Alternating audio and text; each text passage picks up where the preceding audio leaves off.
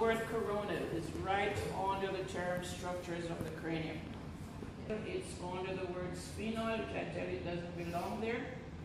I have an erects over there, so the squamous or the squamosal between the parietal and the occipital bone. There's a suture, which is a joint that separates the temporal from the parietal, and it's called the lambdoid suture or the lambdoidal suture. What is the squamous doing? Here is a squamous suture that separates the parietal from the occipital. Is it pointing to the temporal? So here it is. Pointing to the temporal. Oh, squamous suture, separating, the temporal from the parietal. Temporal from the parietal. Sorry about that, wrong word. And now the lambdoidal suture separates the parietal from the occipital. So let's put that on the board so we get it right. Separates the frontal from the parietal. Number 2, this, and this now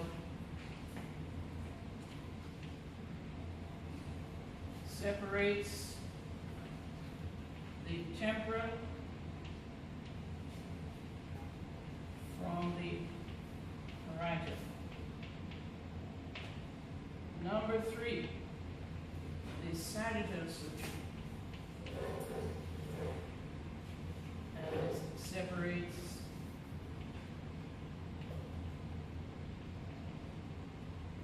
the parietal from the other parietal. The last one is the lambdoid, Lambdoid, or you can say lambdoidal, and this separates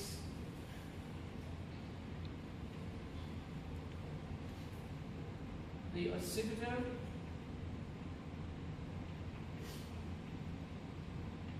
from the parietal. Picture you're going to be getting the real thing. So we'll have, let's say that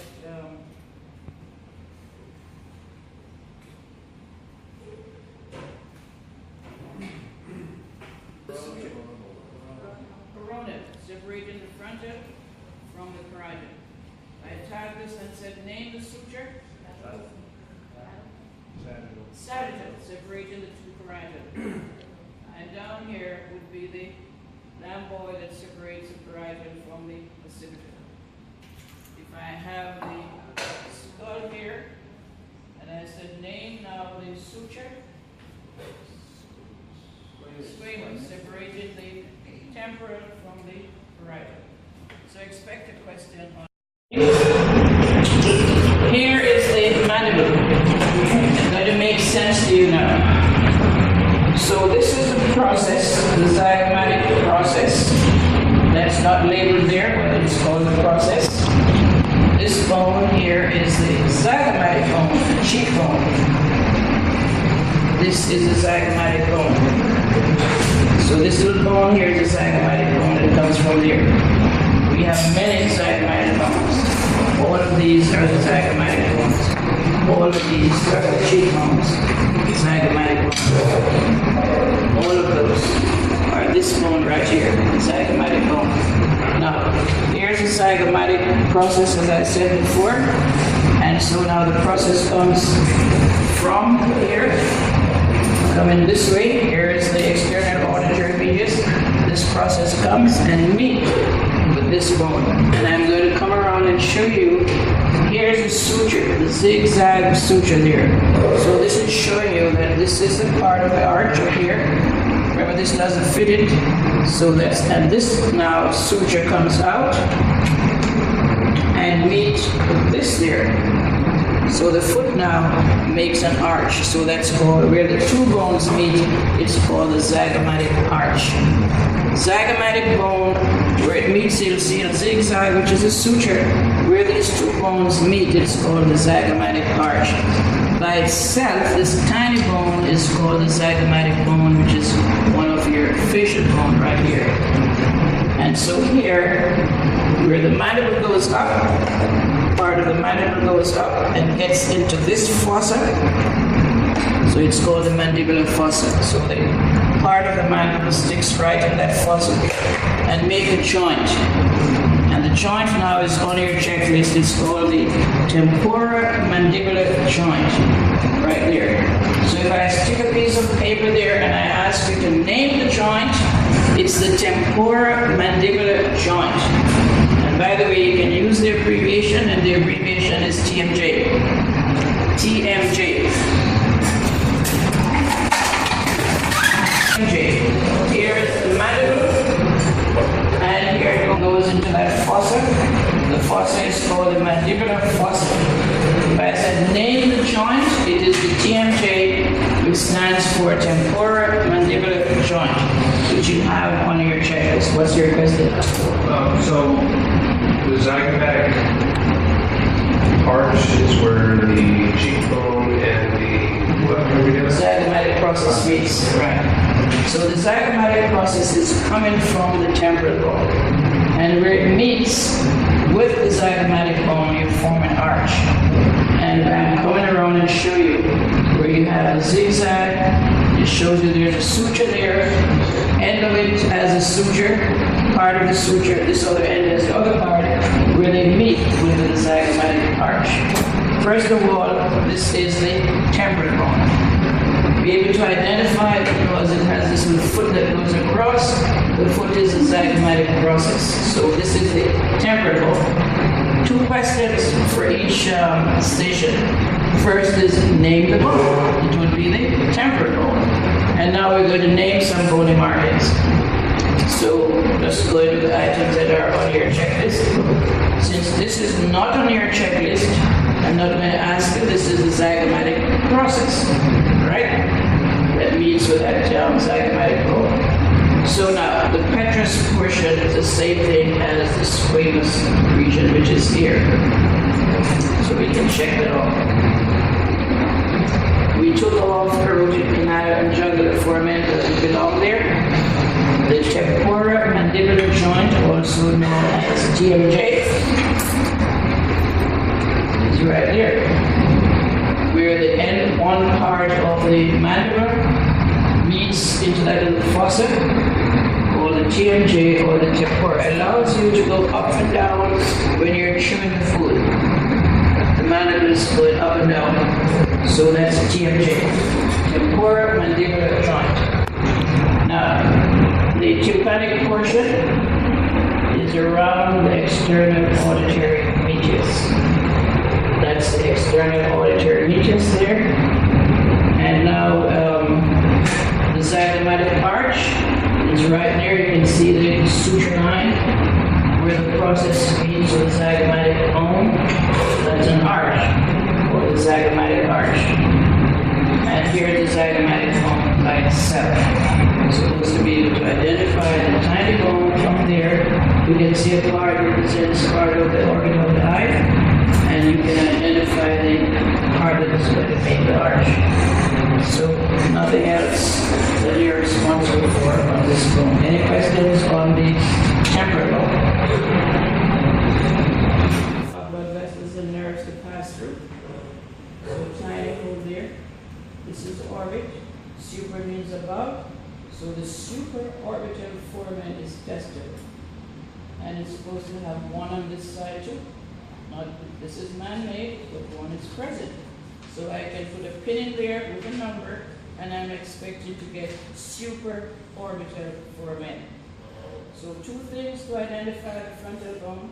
First, we have the orbit of the eyes to identify, and you have the supraorbital foramen.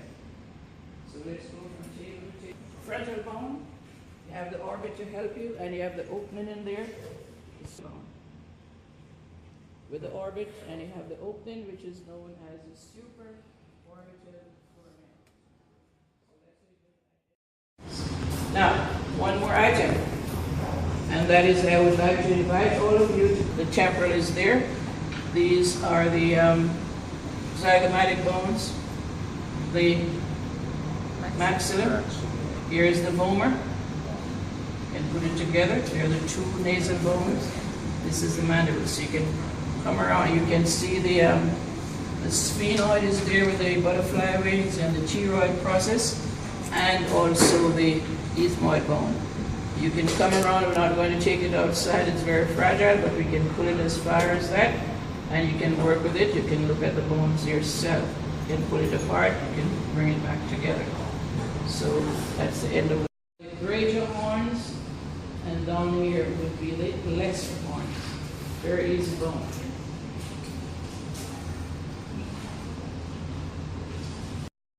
Sorry, B. Get out on the table over there. So the fetal stage, and even in the infant, you don't have sutures yet. You have soft spots over. So we're looking for the fontanelles in the fetal stage, and we're looking for using the directional terms. So watch carefully now. Here's a fontanelle, and that's called anterior fontanelle. This would become the frontal bone that we studied in the lecture today. So here's the anterior fontanelle, otherwise known as a soft spot. And now if we have an anterior fontanelle, all the way in the back you have a posterior fontanelle. And you notice in parentheses they say frontal, meaning telling you it's close to the frontal bone. So anterior fontanelle. In the back is the posterior fontanelle. And in parentheses close to the occipital bone. So occipital is actually in the parentheses. Now, if you have an anterior fontanelle on the side, watch carefully, anterior but lateral fontanelle. Anterior, but it is lateral fontanelle. And it's close to the sphenoid bone that you're not seeing. The sphenoid bone, as we said today, is in the floor of the brain. And if you have an anterior but lateral, you must have what? Posterior but also what? Lateral. Lateral is on the side. So to repeat, anterior fontanelle, posterior fontanelle. This is the anterior lateral fontanelle. And in parentheses it says sphenoidal because in your book it says sphenoidal fontanelle, but we're using the directional terms. And in the back would be the posterior but lateral fontanelle called the mastoid fontanelle because it's close here to the mastoid bone. So to repeat, anterior fontanelle, posterior fontanelle, anterior but lateral, posterior but lateral. So that takes care of B, and we'll make sure perpendicular, but it's between these two wings. See, in the drawing, this is short up here, this is a real thing. In the drawing, they give it very long. It's not supposed to be that long. So between the two wings, you have the perpendicular plate. So that's testable. Perpendicular plate. The nasal concha. So these are the nasal concha, the two wings. See, this shows sinuses. We don't have any that shows little pockets, sinuses. These are called the nasal concha, these two wings. So here, this represents the nasal concha. Remember today we were talking in the lecture, you have middle nasal concha, inferior nasal concha. So here we're just saying nasal concha. These two wings represented. Now, so we can check that off, the nasal concha. So looking at this one now, so now, this that comes down looks like a bird beak. It's supposed to come right out. And this man-made one, it's turned down. That's the bird beak, that's called the cristagalli, and that's testable. So again, here's a cristagalli, the bird's beak, that's testable. Opposite is the perpendicular plate. So we check off the cristagalli. On either side of the cristagalli would be the cribriform plate. Not very well defined, so I never usually test that, so we can take that off. The cribriform plate is supposed to be on either side, as you can see that, on either side of the cristagalli. Not well defined, so we take that off. So now you're on your break, so 15. The occipital over here is supposed to be able to identify it by itself.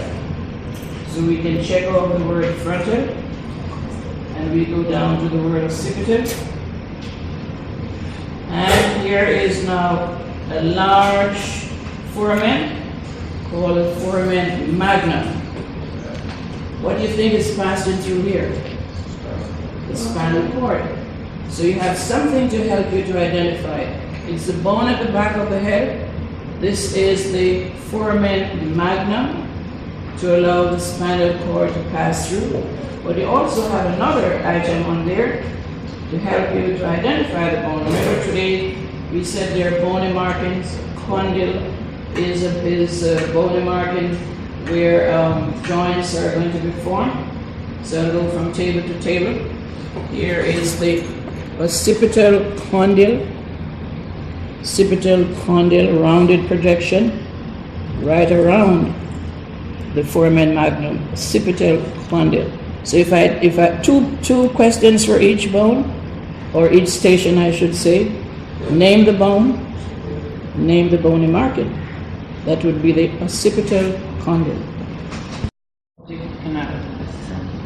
You can say optic canal, you can say optic foramen. Remember, the foramen is an opening to allow blood vessels and nerves to pass through. So if you say optic foramen, you're absolutely correct. If you say optic canal, then you're also correct. So the body's on the lower side of it? So the body is over here, from this view. Sella turcica is here, a little like a saddle. When you come from the other side, you actually can see the optic canal or the optic foramen much easier. Okay, let's do the ethmoid and then you'll have your. This is the temporal bone.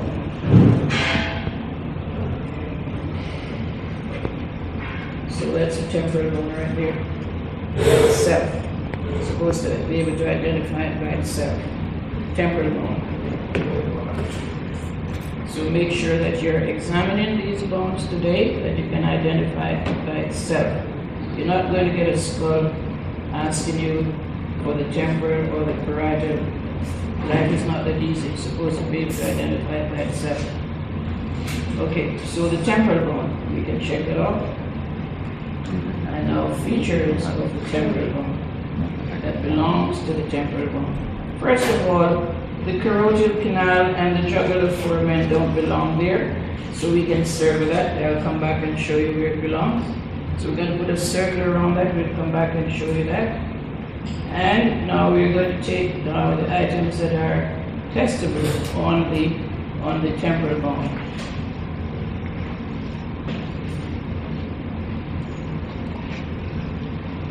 So this that sticks out.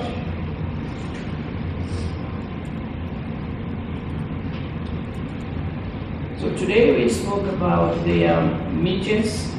So we have a very nice item here on this bone, and it is the, let's see if it's external auditory meatus. It's an opening that goes straight down in the ear canal. See the hole where the pin is? Today we studied meatus. Those are openings. And so this is attached to the temporal bone, auditory is for hearing, and it's open to the outside. So external auditory meatus. That's where the pin is.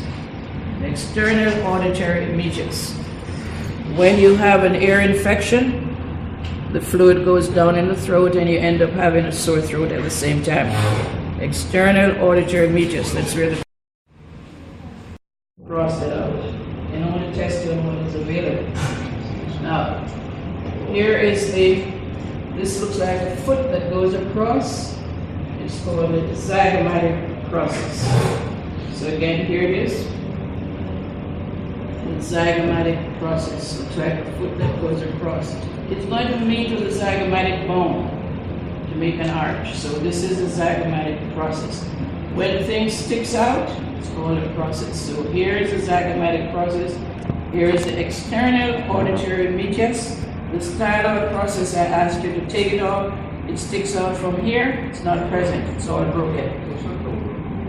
Right, mate? But this is the zygomatic process. So in all of them, the zygomatic process is present, so therefore it is tested. Okay, so we can check off the zygomatic process.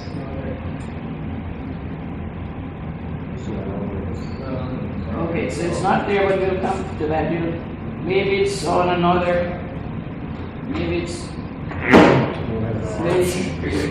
we'll come to the arch, that's not the arch. Okay, so just mandibular fossa. So there is, right there, there's a depression called wrong place, right here. That's the mandibular fossa, so I'll show it to you. So right there, there's a depression. A fossa is a depression, it's not a whole depression. So here's the zygomatic process that you can't find out with the term. Here's the depression called the zygomatic fossa. Something is going to go there to make a nice joint. So you know what is going to go up there? The mandible. So we'll put that together. So here's the zygomatic mandibular fossa, right? The mandibular fossa. So the mandible, the bone is going to go there. So that's the mandibular fossa, so we can find that. Here's the mandibular fossa. Now, going around this, around the external auditory meatus is the tympanic membrane. The tympanic membrane is your eardrum, and that is reminding you that you're close to the eardrum. So that's the tympanic membrane, or tympanic region. So the tympanic region, close to the tympanic membrane, which is your eardrum. So things that are testable. Okay, here is the mandibular fossa. Here is the tympanic region. Here is the external auditory meatus. This portion here is called the mastoid process. So look carefully now. Here, I'm going to go from table to table. This projection that pushes out, that's the mastoid process. So the mastoid process is about here. So here is again the external auditory meatus, the mastoid process, the mandibular fossa. I'll go from table to table. So this and mastoid region will be around it, but we don't have the mastoid region on your checklist, so we're actually taking off the mastoid. Don't worry. Tympanic portion, instead of saying tympanic region, portion is acceptable. This is also on there, mandibular fossa.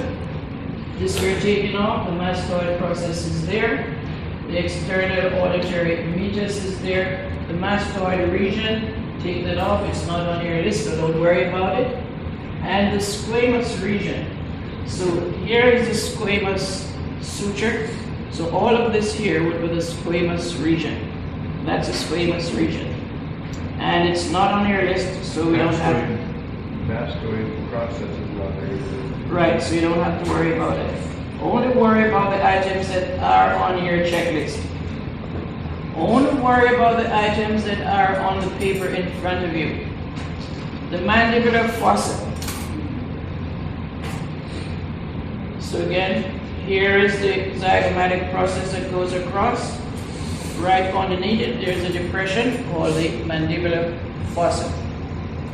The external auditory meatus is there, so you're responsible for that.